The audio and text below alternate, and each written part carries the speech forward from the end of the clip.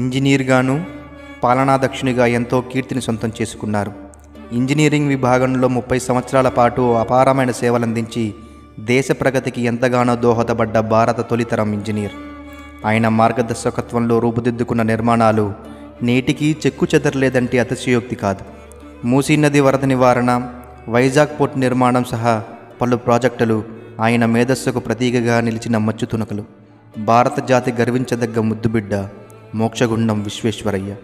భారత్లో అత్యంత గొప్ప ఇంజనీర్ అయిన ఆయన జయంతి సెప్టెంబర్ 15న దేశవ్యాప్తంగా ఇంజనీర్స్ డే జరుపుకుంటారు. మైసూరులోని కృష్ణరాజ సాగర్ నిర్మించారు. మైసూరు ఆదర్శ నగరంగా మారడంలో ఆయన పాత్ర ఎనలేనిది. హైదరాబాద్, ముంబై నగరాలకు అండర్ గ్రౌండ్ డ్రైనేజ్ వ్యవస్థ రూపకల్పన, విశాఖపట్నం పోర్టు ఏర్పాటులో ఆయన అందించిన సేవలు చిరస్మరణీయం. తిరుపతి ఘాట్ రోడ్ ఏర్పాటు కోసము మోక్షగుండం విశ్వేశ్వరయ్య కృషి చేశారు.